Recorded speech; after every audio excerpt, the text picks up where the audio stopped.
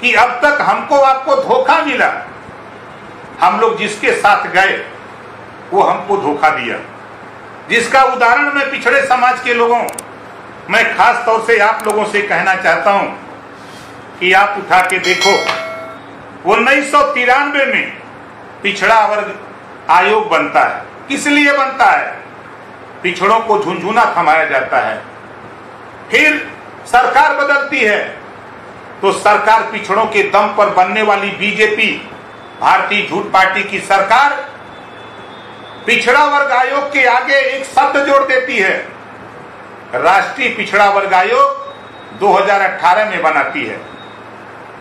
इससे भी संदेश नहीं पहुंचता है। 2 अक्टूबर 2017 को रोहिणी आयोग का गठन करते हैं, संदेश देते हैं कि 6 महीने में हम पिछड़ों को हिस्सा दिला के मानेंगे।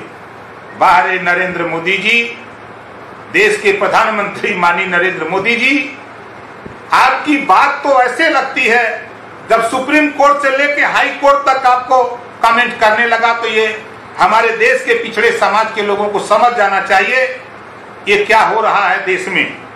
हम आपको आगे ले चलता हूं। जब 30 मई 2018 को सामाजिक न्याय समिति की रिपोर्ट आ गई, मैं सत्ता में था, माननीय योगी जी मुख्यमंत्री, संसदीय कार्य मंत्री माननीय सुरेश खन्ना जी सदन में कहा था इसको लागू करूंगा।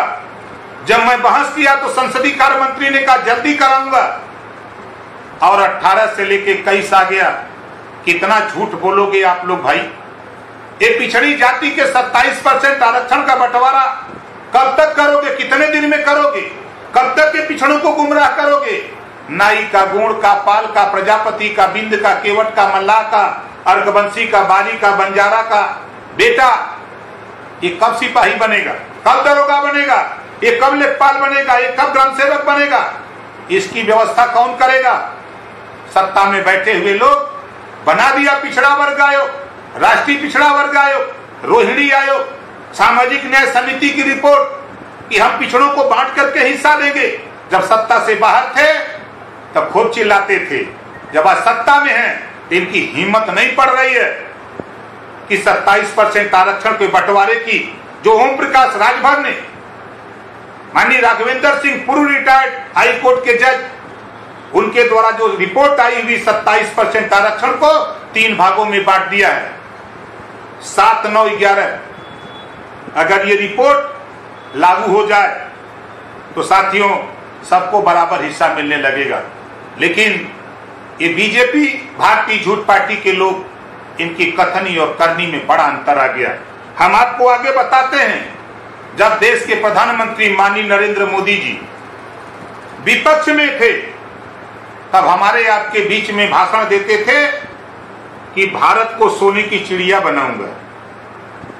जब देश की जनता ने, खास तौर से पिछड़े समाज के लोगों, तेरी आबादी 52% है, 22.5% शेड्यूल कास्ट शेड्यूल ट्राइब्स है और 21% अल्पसंख्यक है। आपके सामने बड़ी अच्छी बात इन्होंने कहा तो आपने सोचा कि भारत सोने की चिड़िया बन जाएगा, सत्ता उनको सौंप दिया। जब सत्ता पाते ही, जब ये सत्ता पा गए तो विश्व गुरु बनाने लगे। विश्व गुरु भी नहीं बना पाए। जब इन्होंने देखा कि अब तो विश्व गुरु हम नहीं बना पाएंगे, तब इन्होंने आत्मनिर्भर बनाने के लिए शुरू कर दिया। जब ये कुछ नहीं कर पाए तब ये भारत को आत्मनिर्भर बनाने लगे।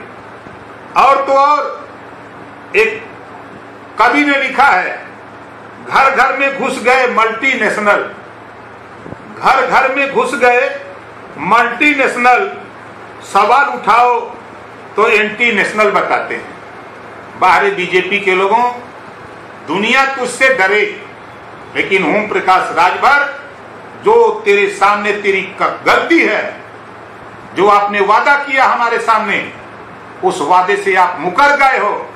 15 लाख का वादा खाते में देने का तो मुकर गए। तूने वादा किया था 2 करोड़ युवाओं को रोजगार देने का, आप मुकर गए। आपने वादा किया था कि महंगाई कम करूंगा, आप मुकर गए। आज पेट्रोल शतक लगा दिया, सरसों का तेल 2 शतक लगा दिया, डीजल 8 रन और पीछे है शतक लगाने में।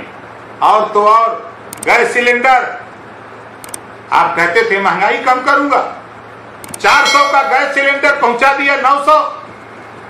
इसके बाद भी बीजेपी के लोगों जाते हो गरीबों के बीच में कहते हो कि महंगाई अपने आप बढ़ रही है। मुझे मालूम है महंगाई कैसे बढ़ती है। तूने तो समझौता कर लिया अडानी और अंबानी से, देश में कारोबार कर रहे हो, बिजनेस कर रहे हो, देश की जनता से आपसे मतलब नहीं है। ये कुछ अंधभक्त हैं जो तेरी बात मानते हैं, लेकिन 22 में तुझे बताऊंगा कि पिछड़े समाज के लोगों के साथ जो आपने धोखा किया, जो आपने जज्बा पैदा करा के वोट लिया, कहा था ना कि हवाई चप्पल वालों को हवाई जहाज में बैठाऊंगा। बाहर माननीय नरेंद्र मोदी जी, हवाई चप्पल वालों को हवाई जहाज में सैर कराने वाले ट्रेन की भी यात्रा दूर करा दिया, ट्रेन की भी यात्रा छीन लिया मोदी जी, दे दिया अडानी और अंबानी को। ले तुम ट्रेन चलाओ। जो जनरल कोच लगते थे 4-4, 5-5, अब अडानी और अंबानी उसको एसी कोच लगा दिया। कहां से गरीब जाएगा? ये ख्याल नहीं है माननीय नरेंद्र मोदी जी। आप तो कहते थे कि मैं चाय बेचता था। अगर वास्तव में चाय बेचे होते, वास्तव में आप जो कहे थे कि भीख मांग के खाया हूं 40 साल, अगर भीख मांग के खाए होते तो गरीबों का दर्द मालूम होता। ये तो झूठा ड्रामा करते हो, झूठ बोलते हो। आपने कहा हवाई चप्पल वालों को हवाई जहाज में सैर कराने की, कितने लोगों को करा दिया? हम आपसे सवाल करते हैं, आप नाम बता दो किसको किसको सैर करा दिया। झूठ बोलने के इतने माहिर। मोदी जी ने कहा था, सौगंध मुझे इस मिट्टी की, मैं देश नहीं बिकने दूंगा। बारे माननीय नरेंद्र मोदी जी, सौगंध मुझे इस मिट्टी की, मैं देश नहीं बिकने दूंगा। क्या कर रहे हो? रेलवे बेच दिया, बैंक बेच दिया, LIC बेच दिया, BSNL बेच दिया, कोयले की खदान बेच दिया। किसको बेच दिया? अडानी और अंबानी को बेच दिया। समझौता कर लिया आपने अडानी और अंबानी से कि पूरे देश को अडानी और अंबानी के हाथों गिरवी रख दूंगा। 2 करोड़ रोजगार देने के बजाय आप कई करोड़ लोगों की नौकरी छीन लिया। आज कंपनियां बंद हो गई, गरीब खाने बगैर मर रहा है। आज आप परमिशन देते हो। बारे सूबे के मुख्यमंत्री और देश के प्रधानमंत्री, मैं आपसे पूछना चाहता हूं, स्कूल में पढ़ाई नहीं, कॉलेज में पढ़ाई नहीं, फीस लग रही है। बारे प्रधानमंत्री जी, गाड़ी चल नहीं रही है लेकिन उसका टैक्स चालू है। बारे देश के प्रधानमंत्री जी, मैं आपसे जानना चाहता हूं कि आप परमिशन देते हो कि 100 लोग बारात में जा सकते हैं, बिहार में आप रैली कर सकते हो, वहां कोरोना नहीं जाएगा। बंगाल में रैली करोगे कोरोना नहीं जाएगा। केरल में, तमिलनाडु में रैली करोगे कोरोना नहीं जाएगा। यूपी में पंचायत चुनाव कराओगे कोरोना नहीं जाएगा। लेकिन गरीबों के बच्चे और जो प्राइवेट स्कूलों में पढ़ाने वाले गरीब समाज के लोग, जो अध्यापक हैं, उन्हीं बच्चों को पढ़ाकर अपने परिवार की परवरिश करते थे, उनको भी आप भूखमरी के कगार पे पहुंचा दिया। और तो और आपने जब 100 लोगों को बारात की अनुमति दे सकते हो तो 50 बच्चों को भी पढ़ाने की अनुमति माननीय मोदी जी, माननीय योगी जी आप दे सकते हो। लेकिन आपकी नीयत है कि देश को, गरीबों को अशिक्षित बनाना। अशिक्षित बना करके ये अशिक्षित रहेगा तो आपसे रोजगार की बात नहीं करेगा, आपसे नौकरी की बात नहीं करेगा। ये सिपाही, दरोगा, बाबू, चपरासी, तहसीलदार बनने की बात नहीं करेगा। ये दरोगा, SDM, BDO, CDO, DDO बनने की बात नहीं करेगा। ये आपसे खाली राशन मांगेगा कि हमको राशन दे दो, हमारा पेट भरता रहे। आज होड़ लगी है, गरीबों को राशन दे करके आपने शिक्षा छीन लिया, आपने उनका रोजगार छीन लिया, आपने उनके बच्चे जो बाहर कमा रहे थे उनकी नौकरी छीन लिया। बारे मोदी जी, हम तो आपको समझते में मोदी जी ने किया, महंगाई आसमान पे पहुंचा दिया। और आज स्थिति जो बनी हुई है देश की, पूरा देश कहां पहुंचा दिया। हम बहुत नहीं आज कहेंगे। भारतीय समाज पार्टी के लोगों और भागीदारी संकल्प मोर्चा के साथियों, मैं आपसे कहना चाहता हूं कि घबराओ नहीं, वो समय आ रहा है, वो आपका समय होगा। और पिछड़ों के साथ जो अन्याय योगी जी ने किया है, सूबे के मुख्यमंत्री माननीय योगी आदित्यनाथ जी ने 12,460 भर्ती घोटाले में, शिक्षक भर्ती में आपने घोटाला किया। 7,460 पिछड़े दलित अल्पसंख्यक को कोर्ट में ले जाके लटका दिया, भर्ती नहीं होने दिया। आए पिछड़े समाज के नेताओं, सदन में जाने वाले एमएलए, एमपी, मंत्री, पिछड़े दलित समाज के लोगों, कान खोल के सुन लो। सदन में भी मैंने इस बात को कहा था, आज भी कह रहा हूं कि पिछड़ों के साथ धोखा हो रहा है।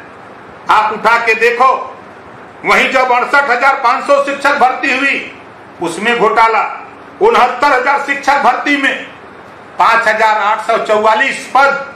माननीय योगी जी, आपने पिछड़ों का पेट काट करके, पिछड़ों के आरक्षण को काट करके आप लील गए हो। उसका खामियाजा हम देख रहे हैं, इसकी सजा पाओगे। तूने अगर पिछड़ों को धोखा दिया, दलितों को धोखा दिया, अल्पसंख्यक को धोखा दिया है, इसकी सजा पाओगे भैया। वो आपके सामने आने वाला है, देख लेना।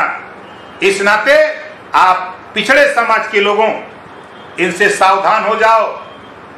मैं तो देख रहा हूं इस कोरोना में अस्पताल की व्यवस्था, वेंटिलेटर की व्यवस्था, दवाई की व्यवस्था, तो भारतीय जनता पार्टी के लोग वोट की व्यवस्था कर रहे थे। बिहार में चुनाव लड़ रहे थे, बंगाल में चुनाव लड़ रहे थे, ये वोट के लिए परेशान थे। जब इधर 5 दिन से 47 दिन से प्रधानमंत्री जी लापता थे, जब सुप्रीम कोर्ट ने डंडा उठाया तो कल परसों आ गए टेलीविजन पे चेहरा दिखाने। अरे जब गंगा जी में लाशें तैर रही थी, बांदा से लेके बलिया तक गंगा जी में लाशें तैर रही थी, और प्रयागराज में हजारों हिंदू लाशें दफना दी गई, तब आप टीवी पर नहीं आए। जब सुप्रीम कोर्ट ने चाबुक चलाया है तो अपनी शकल दिखाने आए हो, दिखाओ शकल। लेकिन ओम प्रकाश राजभर इतना कहूंगा पिछड़े समाज के लोगों, शिक्षक भर्ती में अप्लाई करने वाले नौजवानों, अपने आसपास समझाओ, ये पिछड़ों के दुश्मन हैं, ये दलितों के दुश्मन हैं। ये भारतीय संविधान जो बाबा साहब डॉक्टर अम्बेडकर जी ने दिया है, इसको खत्म करने की तैयारी में बीजेपी लगी है, ARSS लगा है। थोड़ा सा जगो, इस सरकार को 22 के चुनाव में यूपी से इनको बेदखल करो, तब तुम्हारा भला होगा।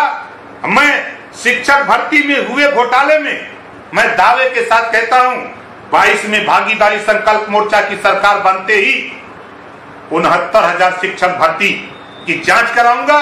जो भी दोषी पाया जाएगा उसके खिलाफ कार्रवाई, और जो भी 5,844 पिछड़ों का हिस्सा लूटा गया है, इसकी जांच करा करके 5,844 शिक्षक भर्ती की नियुक्ति करा करके मानूंगा। ये ओम प्रकाश राजभर का वादा है। इस नाते शिक्षक भर्ती के साथियों, चाहे 12,460 के अनियमितता हो, चाहे 68,500 में भर्ती की अनियमितता हो, चाहे 69,000 शिक्षक भर्ती की अनियमितता हो, इस अनियमितता की पूरी जांच कराऊंगा। और जो भी दोषी पाया जाएगा, चाहे वो IAS हो, चाहे मिनिस्टर हो, चाहे CM हो, जो भी दोषी मिलेगा उसके खिलाफ कार्रवाई ओम प्रकाश राजभर करा करके दिखाऊंगा। ये हम आपसे वादा करते हैं। इस नाते साथियों आपसे कहूंगा, भीख मत मांगो, राष्ट्रपति से आप मृत्यु दंड मत मांगो। आप मृत्यु दंड देना चाहते हो तो भारतीय जनता पार्टी को 2022 में सत्ता से बेदखल कर दो, यही उसके लिए मृत्यु दंड होगा। अपने लिए मृत्यु दंड आप राष्ट्रपति से मत मांगो। ये ओम प्रकाश राजभर का आप लोगों से अपील है। आप ये देखो, बाबा साहब डॉक्टर अम्बेडकर को पढ़ो, गौतम बुद्ध जी को पढ़ो, राम मनोहर लोहिया को पढ़ो, आप बिहार के कर्पूरी ठाकुर को पढ़ो। पढ़ना चाहते हो तो कांसी राम जी को भी पढ़ो। पढ़ करके आप संघर्ष में एकदम लगे रहो। हम आपको यकीन के साथ कहता हूं 2022 में भारतीय जनता पार्टी की सत्ता को बेदखल करके दिखाऊंगा साथी, आप घबराओ नहीं और तेरा हक ओम प्रकाश राजभर ढीला करके मानूंगा।